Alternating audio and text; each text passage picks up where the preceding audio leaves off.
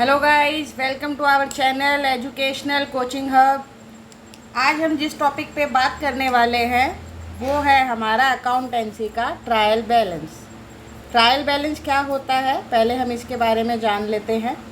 A trial balance is a statement showing the balance और total debit and credit of all the accounts in the ledger. इसका मतलब है trial balance एक हमारा statement है जिसमें हमें क्या पता चलता है कि हमारे टोटल डेबिट ट्रांजैक्शन कितने हैं और टोटल क्रेडिट ट्रांजैक्शन कितने हैं। मेन ऑब्जेक्टिव जो है हमारे ट्रायल बैलेंस के क्या होते हैं? Arithmetical accuracy, locating error and help in preparation of financial statement. अब अरिथमेटिकल एक्यूरेसी हम कैसे देख सकते हैं? जैसे कि मान लीजिए जब हम ट्रायल बैलेंस बनाते हैं तो हम इसमें दो कॉलम बनाते हैं, एक डेबिट का और क्रेडिट का। एक साइड सारे डेबिट ट्रांजैक्शन लिखते हैं और एक साइड क्रेडिट ट्रांजैक्शन। अगर दोनों का टोटल टैली होता है तो इसका मतलब है कि हमारी अरिथमेटिकल एक्यूरेसी है। अगर दोनों का टोटल टैली नहीं होता है तो इसका मतलब है कि हमारी एक्यूरेसी नहीं है और कहीं ना कहीं कोई मिस्टेक हुई है। लोकेटिंग एरर, और अगर जब वो टैली नहीं हो रहा है तो हमें एरर पता लगाना पड़ता है कि अगर ये टैली नहीं है तो हमारी किस जगह पे गलती हुई है। हो सकता है कोई ट्रांजैक्शन छूट गया हो या फिर हो सकता है हमने कोई अमाउंट ही गलत लिख दिया हो।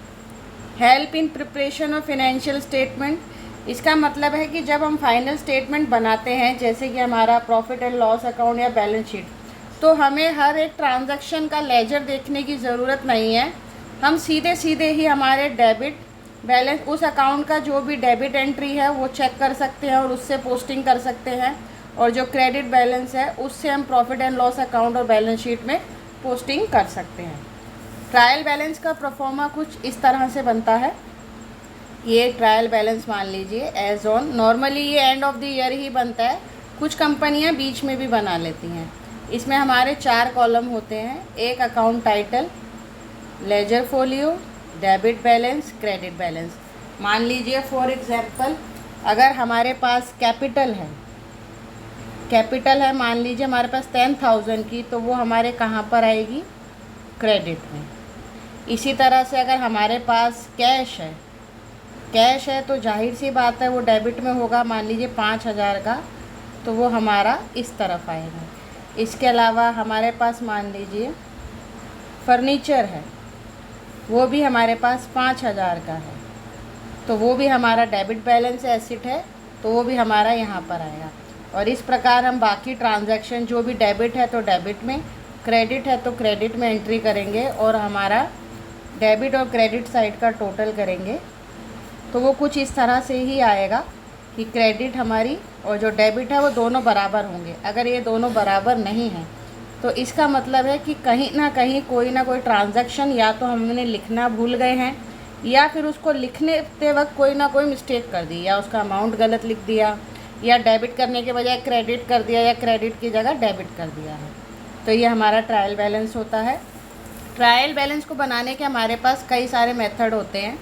नॉर्मली ट्रायल बैलेंस के मेथड 3 तरह के होते हैं: टोटल बैलेंस मेथड, टोटल कम बैलेंस मेथड। ये तीनों मेथड में एक चीज़ है, जैसे कि मान लीजिए अगर हम टोटल मेथड से बनाते हैं तो इसका सीधा सा मतलब ये है कि जो हमारा लेजर है उसका जो टोटल है उसके बैलेंस से हम जो है डेबिट और क्रेडिट साइड में जो एंट्री करेंगे हम वो टोटल बैलेंस से करेंगे। डैट मीन्स अब जैसे कि ये मान लीजिए रोहन का अकाउंट है, रोहन हमारा क्या है?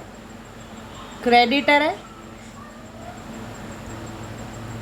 अब ये रोहन का जैसे कि अकाउंट है, रोहन हमारा क्रेडिटर है। इसके क्रेडिट में हमारा कितना बैलेंस आ रहा है? 10,000 रुपये। 10,000 का इसका बैलेंस था, हमने इससे और परचेजेस करी तो हमारा टोटल हो गया 60,000।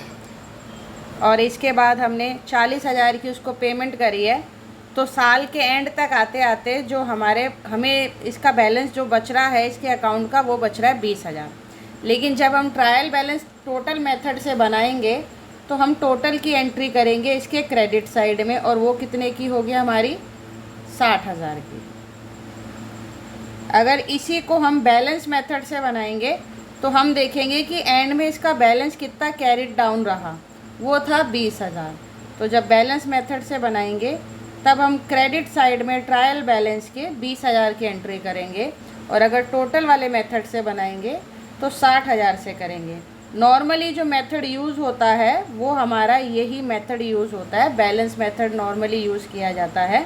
और इसके बाद तीसरा मेथड है टोटल कम बैलेंस मेथड। ये नॉर्मली इन दोनों को ही यूज़ करता है।